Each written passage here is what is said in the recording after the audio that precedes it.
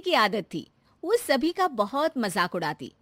एक दिन उसके दरवाजे एक साधु बाबा आते हैं, जिनके बाल लंबे लंबे होते हैं। बेटी, बाबा भूखा है, कुछ खाने को दे दे। हाँ बाबा आई, खाने को तो बनाया है लेकिन अपने लिए, आपके लिए तो ये ब्रेड है, ले लो। बेटी, बाबा रोटी खाना चाहता है। वो क्या है ना, सुबह से भिक्षा नहीं मिली, 2 रोटी तो बना दे। हाँ हाँ जरूर बना देती, ससुर है ना आप मेरे। वैसे बाबा, बालों में कौन सा तेल लगाते हैं जो इतने लंबे काले और घने बाल हैं? पहले राज बताओ, फिर मैं रोटी बनाती हूँ। बाबा को शांति की बात पर गुस्सा आ जाता है। तू बाबा का मजाक उड़ा रही है? जा, मैं तुझे श्राप देता हूं कि तू गंजी हो जाएगी। शांति बाबा की बात पर जोर जोर से हंसती है। श्राप?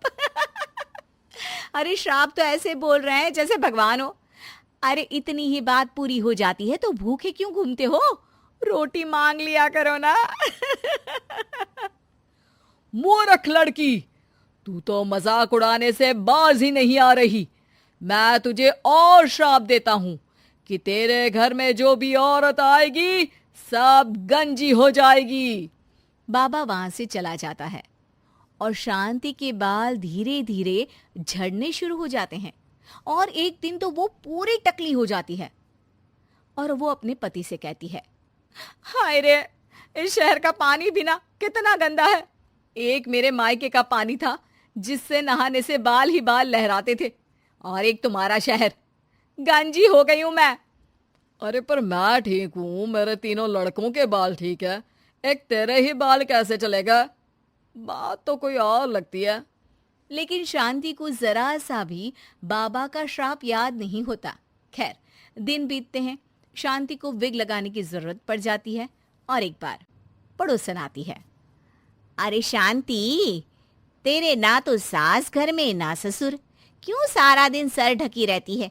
इतनी संस्कारी तो तू है नहीं। हाँ, अरे क्या बताऊं, पूरे बाल झड़ गए, टकली हो गई हूं मैं, टकली।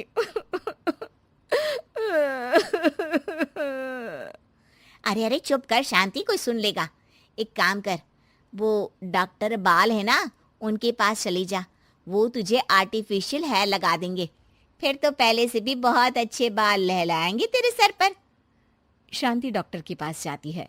डॉक्टर उसे हैरानी से देखता है। क्या हो गया डॉक्टर साहब, कभी टकली औरत नहीं देखी क्या? अरे देखी तो है, लेकिन इतनी टकली नहीं देखी। इतनी टकली से क्या मतलब है? टकली तो टकली होती है ना। अरे नहीं नहीं बहन, मैंने अपने 30 साल के करियर में ऐसी टकली नहीं देखी। अरे ठीक है ठीक है, पहले मेरे सर में बाल उगाने का कितना लगेगा ये बताओ। डॉक्टर सर देखते हैं और कहते हैं, ना जी ना, कुछ नहीं हो सकता, आपके सर पर बाल उग ही नहीं सकते, अंदर तक बंजर है जी आपका सर। शांति मुंह लटकाकर घर आ जाती है। अब कभी वो नकली बाल लगाती तो कभी पल्ले से सर ढकती। दिन बीतते हैं और उसके 3 लड़के बड़े हो जाते हैं। एक दिन शांति का पति कहता है, मैं सोच रहा हूँ 3 की शादी एक ही साथ करवा दूं, खर्चे भी बच जाएंगे और 3 बहुएं एक साथ आ जाएंगी, क्यों? हाँ वो तो ठीक है, लेकिन मेरी एक शर्त है। अरे इस शहर में 3 की शादी करवाएंगे और कल को दूसरे शहर की लड़कियों को यहाँ का पानी सूट नहीं किया तो जैसे मैं गंजी हो गई वैसे ही वो 3 भी हो जाएंगी तो। अरे तुम बेवजह डर रही हो, देखो मेरे और 3 बेटों के बाल बिल्कुल ठीक है, ये सब बातें छोड़ो अब। खैर, शांति की 3 बहुएं आ जाती हैं। शांति ने खास करके उन लोगों को उनके बालों को देखकर ही पसंद किया था।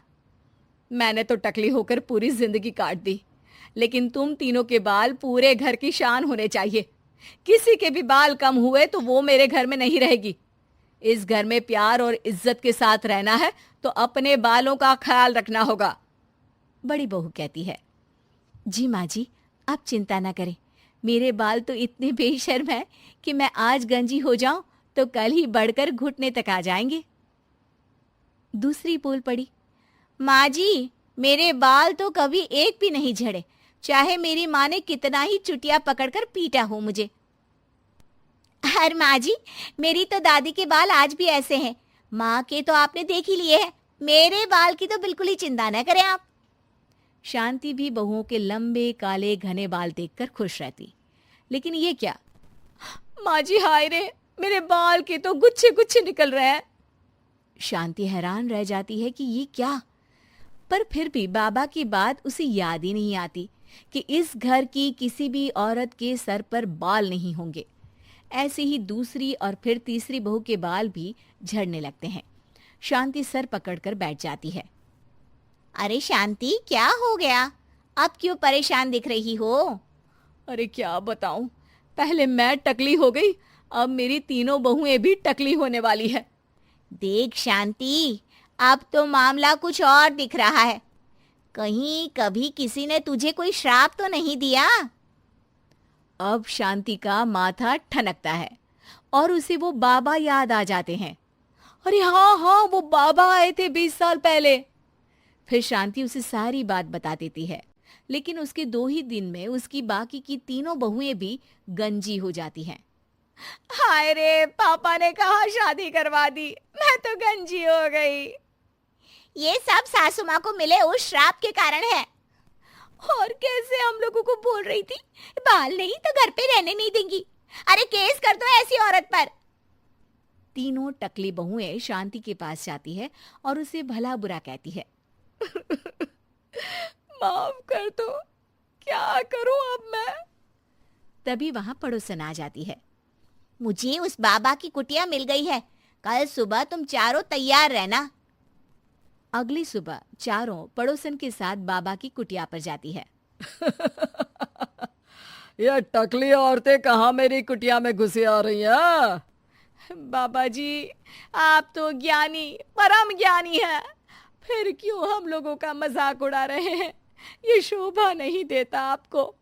तो क्या तुझे शोभा देता था जो आज से 20 साल पहले तूने मेरा मजाक उड़ाया था? बाबा मुझे माफ कर दो, मैंने तो जैसे तैसे जिंदगी काट ली, लेकिन इन बच्चियों का क्या कसूर है? मेरी सजा इन्हें ना दे। लाख मिन्नतों के बाद बाबा कहते हैं, ठीक है, मान लिया, लेकिन आज के बाद किसी का मजाक उड़ाया तो? नहीं नहीं बाबा जी, मैं तो किसी का मजाक नहीं उड़ाती हूँ, मेरे तो संस्कार ही ऐसे नहीं है। हाँ